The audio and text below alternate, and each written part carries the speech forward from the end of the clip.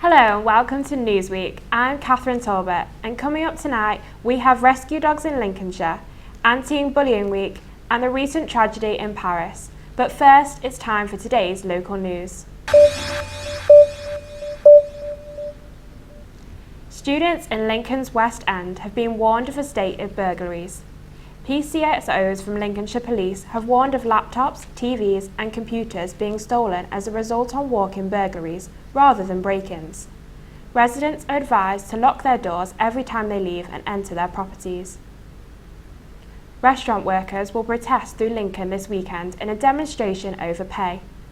Activists from the Hungry for Justice campaign, as well as members from Lincoln TUC and Unite Union, will be calling for a rise in the minimum wage of £10 per hour to end the 0 hours contracts. The demonstration will begin on Lincoln High Street at 12 noon to launch the campaign on the city. A community group has announced that it may take Lincolnshire County Council to court if a publicly owned field is sold to a hotel chain.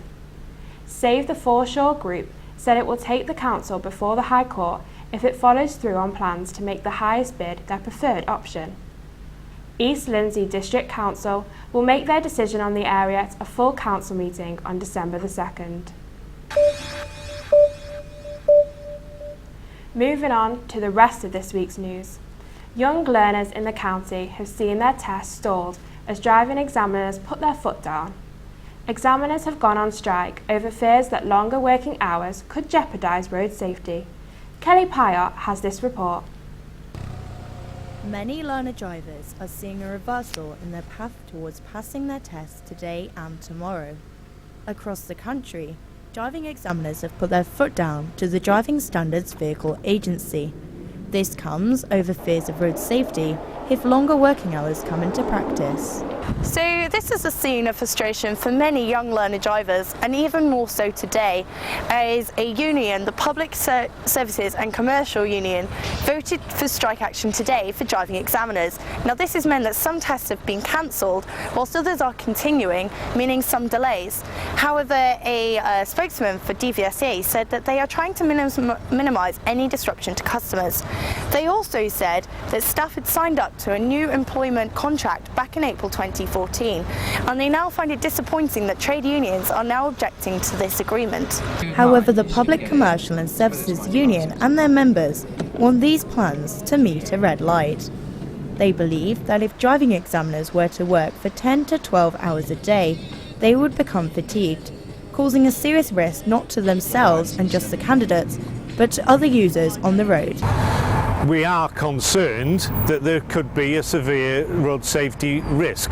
There could be individuals, like you just mentioned, who do pass a test that potentially shouldn't, and there'll be others that potentially should have passed the test but won't. And it's very hard to put into words. Kelly Pyatt reporting for LSJ Today. Footage has been released of a man breaking into a fish and chip shop to steal a charity box. The video shows a man attempting to force the main door of Friday's fish and chip shop in Boston. Eventually, the man uses a brick to gain access and steal the collection tin for the Lincolnshire Nottinghamshire Air Ambulance charity. Since the break-in last Friday, visitors have continued to make donations to make up for the stolen fund, and so far £30 has been raised. Meanwhile, police are asking for any witnesses to come forwards and call 101, quoting Incident 101, on November the 14th. After a series of terror attacks hit Paris, a couple from Lincoln share their story of the deadly events. I went to meet them earlier this week to find out more.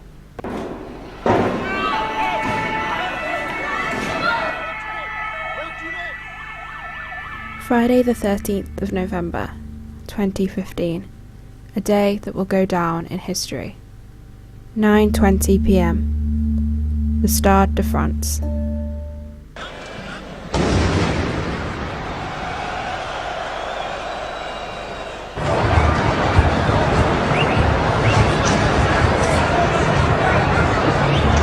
9:25 p.m. Le Petit Cambodge. J'ai vu que les gens ils courent droite à gauche, ils ferment leurs fenêtres, ils ferment leurs portes. Franchement, j'ai jamais vu pareil comme ça avant. 9:32 p.m. La Bonne Bière.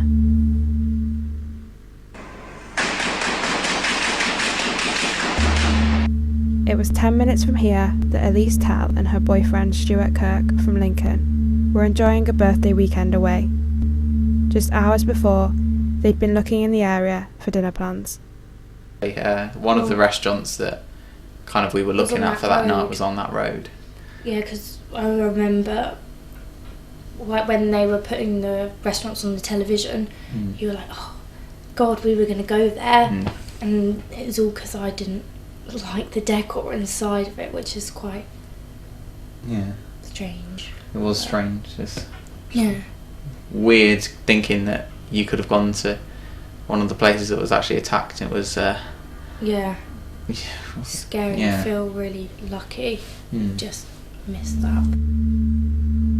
Whilst they were lucky to be physically unaffected by the attacks, that night 129 people lost their lives and many more were wounded.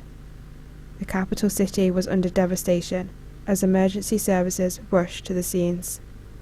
All night we heard sirens, and every bang we just went, what was that? Yeah, even though there were quite on 4 edge. bangs on, it's about 4 or 5 when we were in the hotel. It could have been someone next door, and you're thinking, what's that? And it was still quite on edge. Yeah, you were really on the edge, but all night it's just siren after siren. And then every siren the day after made you panic. Oh no, we were just listening out. But, Following the attacks, it was unclear what would happen next. France closed their borders and false alarms were sparked across the city. The thing is, when people were asking me if I was safe, I was saying safe for now, because I didn't know. You didn't know if something else was going to happen, and I guess that sort of put you on the edge. Yeah. It's I'm safe, but I don't know how long. But I think we were way safer on Saturday than we were on Friday, which is scary. Yeah. Our thoughts here at LSJ are with everyone that was affected in Paris. Can you help bring some festive cheer to a rescue dog this Christmas? Lincolnshire Rescue Kennels are collecting donations of treats, food and toys for the dogs to enjoy over the holiday season. Lucy Hickmott has more. In the Lincolnshire countryside near the village of Ingham is Lincolnshire Rescue Kennels. They're hoping that people's generous festive spirit this season will help the dogs that will be spending Christmas not in a loving home, but here at the kennels. Basically they need blankets, something soft to sleep on, treats, toys, anything to keep them occupied and stimulated, and food. Any donations of food, gratefully received. There are 23 kennels on the site, so what kind of dogs end up here? Generally strays that have just been found by the dog wardens, but if a member of the public finds a dog, they can bring the dog up as well. We do sometimes take dogs in that have been surrendered, where the owners can't cope and can't meet the dog's needs anymore, but that obviously depends on space, because we've got a limited number of kennels that we can fill.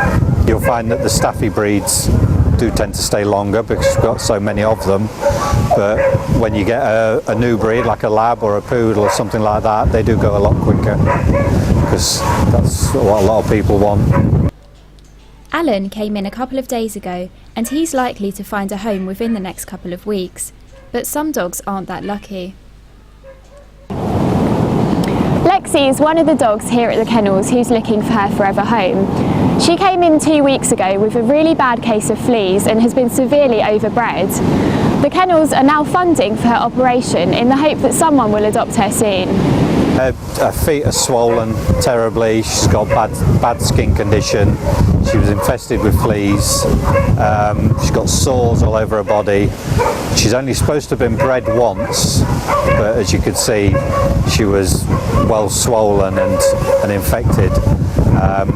So she's 9-10 years old, but every dog deserves a chance and we're just going to do the best we can by her. It'll cost around £1,600 for Lexi to get the operation she needs. And if you want to donate anything for the dogs, you can hand it in at Room to Groom Dog Salon on Nicholas Street in Lincoln, or visit Lincolnshire Rescue Kennels Facebook page to keep these dogs' tails wagging. Lucy Hickmott, LSJ Today. It was anti-bullying week this week, and Lincolnshire County Council have been raising awareness with an event at Waterside Shopping Centre. The focus is on empowering children and young people to raise the issue of bullying. The theme is Make a Noise About Bullying, with the hashtag Anti-Bullying Week. Natasha Ayrton-Burke reports. The Anti-Bullying Alliance have organised Anti-Bullying Week as a way to take a stand against bullying. The week aims to raise awareness by helping people who are getting bullied. Lincolnshire County Council are providing training to teachers, helping with assemblies, and also doing one-on-ones with individuals who are being bullied and feel like they need support. We've got a stand here in the Waterside today. We're giving out materials to parents, to other shoppers who come through. We're giving them advice on where to find further information, highlighting particularly cyberbullying this week a little bit. So we've got a few magazines about digital parenting, about social media, about websites that you can use. As Anti-Bullying Week gets underway, Lincolnshire County Council's Children's Services Anti-Bullying team are in the Waterside Shopping Centre today, giving support and advice to customers. One of the main aims of the week is to raise awareness of the impact bullying has on a child's life and how they can get support if they need it. So my cancer was testicular cancer, and it spread to my abdomen, so I had to have surgery to have my testicle removed and then chemo for the rest of it. And it sort of does give me that inflection, because a lot of people who in school have deleted me since we left school. They didn't want anything to do with me. As soon as my whole cancer thing came out, I got a flood of friend requests from all these old people who used to bully me, and I just thought, what's the point trying to add me now, because I've had something horrible happen to me, and it's sort of almost like a publicity thing for them. So I was sort of just I don't need you in my life. You were a horrible part of my life, and now I've achieved something better than you ever will, in a sense, because how do you top beating cancer for anything at the moment? You can share your anti-bullying message on Twitter with the hashtag Make a Noise. Natasha Ayrton-Burke, LSJ News. The Lincoln Christmas Market is being nominated for yet more awards.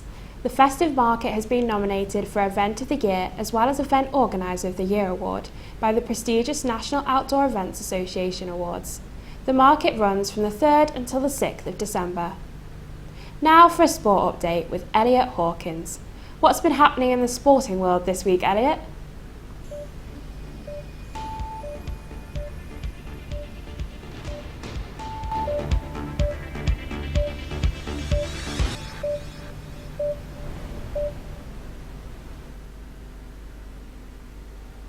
Thanks, Kat.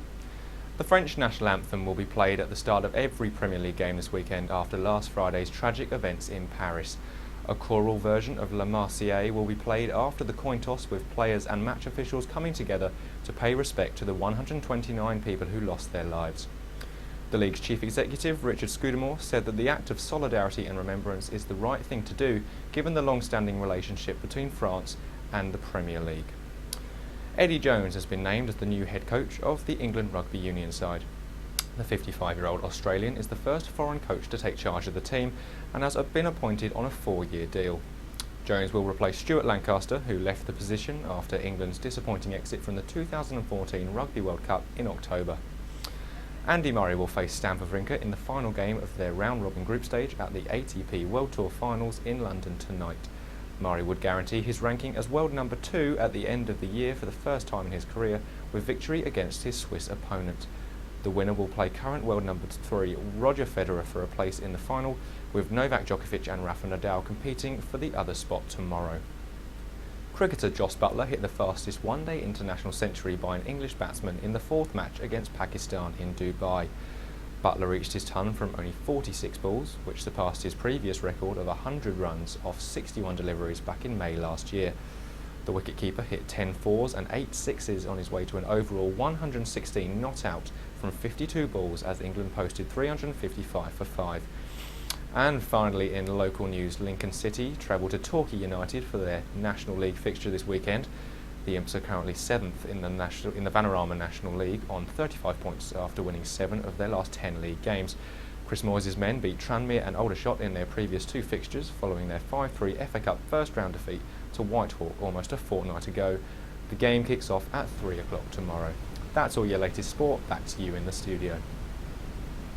Now for some showbiz news with our entertainment editor Emma Tinson. What's been happening this week, Emma?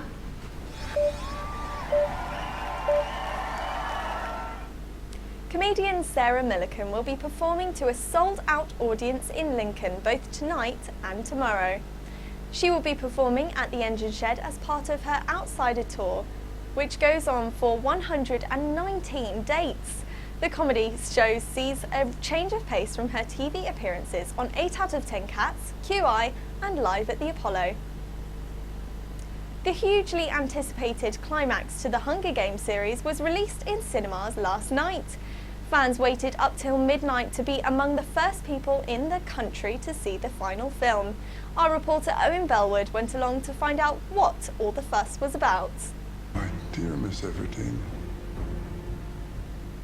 make no mistake, the game is coming to its end. One of the year's biggest films was released at midnight. The Hunger Games Mockingjay Part 2 hit cinemas late last night, and fans of the series jumped to the chance to be the first ones to see the final instalment. We're big fans. I don't know, I think it's just like getting to see it first, pre-spoilers. Yes, other than book spoilers. Oh god. Because we're total nerds that love the books. Yeah, we've been to all the other screenings whilst we've been here at uni, so this is the final one. It's tradition. So I'm coming just because I really wanted to see the film, and it's quite fun to go at midnight with your friends, and that's what I'm doing. Should be fun. The sadistic inventions of game making. The film premiered in London last week, and the stars turned out on the red carpet to the delight of fans. Early reviews are promising an epic conclusion for Katniss Everdeen, but are the films as good as the books? I think the books are definitely better. Yeah. But they did a decent job. I thought the first one I wasn't so impressed, and then I watched it again. I was like, actually, this is amazing. So I think so, yeah. Hated books, so hopefully this will be better. There've kind of been film adaptations of books that have actually, you know, been quite true to the storyline. So hopefully this one's the same. If you want to see what all the hype's about, Mockingjay Part 2 is in cinemas nationwide now. This is Owen Bellwood. And finally, ahead of their sold-out show at the Engine Shed next Friday, Manchester band, the Cortinas, have unveiled a brand new Christmas single. Winter Wonderland. Winter Wonderland will feature on an extended version of the band's #3 album, Concrete Love, which is released on the same day as the Lincoln gig. The band will be donating all profits from the track to the charity Shelter and is available to download on iTunes. That's all for your entertainment. Back to you, Kat. It's been a pretty dark week for us all this week, so I think it's time to cross over to Adam Allcroft in the newsroom for LSJ Online to put smiles back on our faces. Hello and welcome to Online for this week. Firstly, we're going to start with that some people aren't fans of driving cars, and it turns out the police aren't either. Google were testing one of their prototypes down in Mountain View, California, when the police decided to pull it over as it was going 24 mile per hour in a 35 mile per hour zone. When the police approached the vehicle, because it looks a bit like one of those old bubble cars, they realised their mistake and found out that it had a maximum speed of 25 miles per hour, which is why it was going at that low speed. This hasn't derailed when it's going to be released though, still 2020 according to Google. Now, if that self-driving car was in Salford, it probably wouldn't have been pulled over, as the police officers had bigger issues. Namely, they were all stuck. 5 police officers on the way to a morning meeting in Swinton got stuck in a lift going between the ground floor and the first floor. They had to call 999 for police officers in their own station to go rescue them. After various taunting's of donuts being dropped through the lift to try and help them, they later got rescued within the hour. And finally, with the tragedy that happened in Paris last Friday, it's easy to forget how good people can be. But on Twitter, they showed how good they can be. Parisians opened their doors with the Port Ouvre hashtag, which means open door in English, allowing people who needed a place to stay because the borders were closed, if you remember, or just couldn't get back to the hotel, a place where they could be safe from these horrific people. It's exactly why we will not be defeated by the scum that is IS. Thank you for watching. We'll see you next time. Now on to the weather. Tonight will be cloudy with temperatures falling to as low as 2 degrees Celsius. Weather warnings for Lincoln have been issued as rain and possibly even some snow showers are expected during the early hours of the morning, with low temperatures set to continue onto Saturday afternoon. More clouds and possibly even some outbreaks of sunshine will continue throughout the weekend, but the temperature could fall below freezing on both Saturday and Sunday evening. Thousands gathered last night to see the switch on of Lincoln's Christmas lights. The lights were switched on by Mayor of Lincoln, Andrew Kerry, and Vicky Michelle of LOLO fame. However, the Gary Barlow lookalike expected to be there had to pull out due to ill health.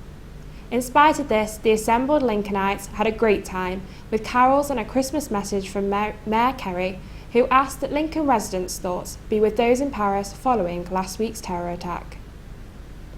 That's all for this week. Come back next week for more news, entertainment and sport. But in the meantime, check us out on Twitter at LSJ Tweets.